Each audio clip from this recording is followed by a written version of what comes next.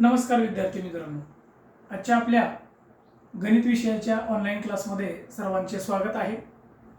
आज आपण सममूल्य अपूर्णांक या घटकातील सममूल्य अपूर्णांक गुणाकार करून कसे तयार करायचे हे शिकणार आहोत। काल आपण आकृतीच्या माध्यमातून हा घटक शिकला आणि एक दोन उदाहरणं आपण घेतली होती।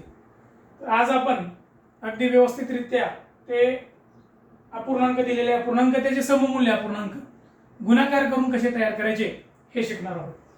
या ठिकाणी 1/2 म्हणजेच अर्धा याचे मी सममूल्य अपूर्णांक तयार करून दाखवलेत बघा। 1/2 या अपूर्णांकाला आपण 2 ने गुणून घेतलं। कधीही लक्षात ठेवायचं, अपूर्णांकाला एखाद्या संख्येने जर आपण गुणत असलो तर त्यावेळेस काय करायचं, अंशाला पण आणि छेदाला या दोन्हीला त्याच संख्येने गुणायचं असतं। आता इथं 1/2 ला आपण 2 न गुणालोय म्हणजे या 1 अंशाला 2 न गुणायचं आणि 2 छेदाला 2 न गुणायचं। मग 2 आणि 1 चा गुणाकार 2 येतो, 2 आणि 2 चा गुणाकार 4 येतो। म्हणजे 1/2 चा सममूल्य अपूर्णांक 2/4। सममूल्य आहे म्हणजे याचा अर्थ ते दोन्ही अपूर्णांक किमतीने सारखे आहेत, दिसायला सारखे नाहीत परंतु किमतीने सारखे आहेत, म्हणून त्याच्यासाठी शब्द आहे सममूल्य। जे अपूर्णांक किमतीने सारखे असतात, समान असतात, त्या अपूर्णांकाला आपण काय म्हणतो, सममूल्य अपूर्णांक म्हणतो। आता पुढचं उदाहरण बघा। या 1/2 लाच आपण 3 न गुणले। मग 1/2 ला 3 न गुणत असताना अंशाला पण 3 न गुणलं, छेदाला पण 3 न गुणलं। 3 आणि 1 चा गुणाकार 3, 2 आणि 3 चा गुणाकार 6। म्हणजे 1/2 आणि 3/6 हे दोन्ही सममूल्य अपूर्णांक। त्याच्यानंतर पुढचं उदाहरण बघा। 1/2 चा सममूल्य अपूर्णांक आपण तयार करायला 5 ने गुणून। अंशाला 5 न गुणलं, छेदाला पण 5 न गुणलं। 5 1 5, 5 2 10 म्हणजे 1/2 चा हा एक सममूल्य अपूर्णांक आपल्याला मिळतो। अशा पद्धतीने दिलेल्या अपूर्णांकाचा सममूल्य अपूर्णांक काढताना आपण संख्येने गुणून सममूल्य अपूर्णांक काढतो। मग एका अपूर्णांकाचे किती सममूल्य अपूर्णांक निघत असतील, असंख्य निघतात, असंख्य काढता येतात। तर याच पद्धतीने आपल्याला दिलेल्या अपूर्णांकाचे सममूल्य अपूर्णांक काढता आले पाहिजे। आता खाली मी दाखवले बघा, 1/2 याचा सममूल्य अपूर्णांक 2/4 बरोबर 3 न गुणल्यानंतर 3/6, 4 न गुणल्यानंतर 4/8, 5 न गुणल्यानंतर 5/10, 6 न गुणल्यानंतर 6/12, 7 न गुणल्यानंतर 7/14, 8 न गुणल्यानंतर 8/16 आणि याच पद्धतीने 50 न गुणल्यानंतर 50/100। म्हणजे अशा असंख्य संख्या घेऊन आपण त्याचे असंख्य सममूल्य अपूर्णांक काढू शकतो।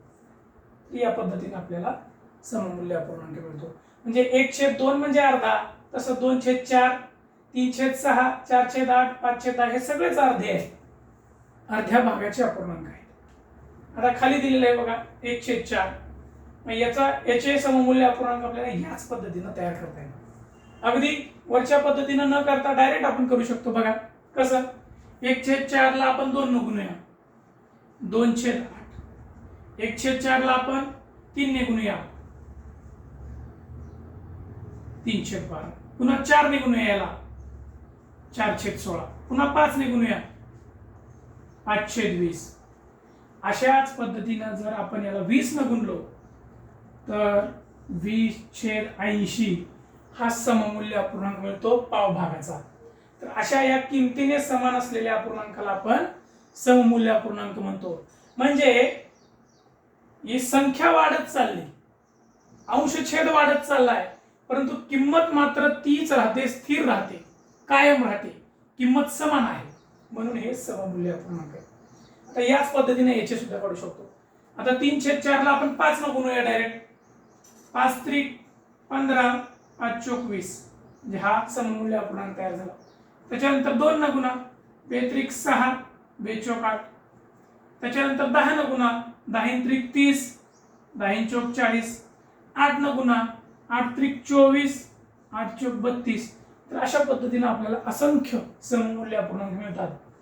म्हणजे 3/4 हा पाऊण आहे, तसंच 15/20 सुद्धा पाऊणच आहे, 6/8 पाऊण आहे, 30/40 पाऊण आहे, 24/32 पाऊण आहे.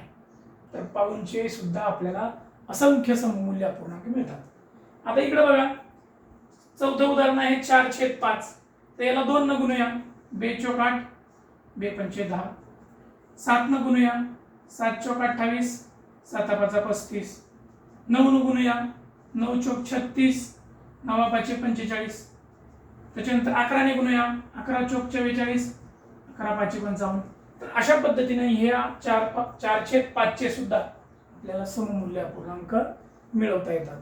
तर तुम्ही सुद्धा असे अपूर्णांक घ्यायचे आणि त्याचे वेगवेगळे सममूल्य अपूर्णांक तयार करून पाहिजे. मग आपल्याला लक्षात येईल की गुणाकार करून आपल्याला सममूल्य अपूर्णांक मिळतात, परंतु मिळालेले अपूर्णांक आणि मूळ अपूर्णांक हे किमतीने मात्र सारखे असतात, म्हणून त्याचं नाव आहे सममूल्य अपूर्णांक.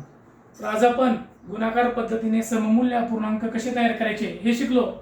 उद्याच्या भागामध्ये आपल्याला भागाकार करून, भाग देऊन दिलेल्या मोठ्या अपूर्णांकाचा लहान सममूल्य अपूर्णांक कसा तयार करायचा हे आपल्याला शिकायचं आहे. तर धन्यवाद मित्रांनो, तुम्ही माझा व्हिडिओ शेवटपर्यंत पाहिला.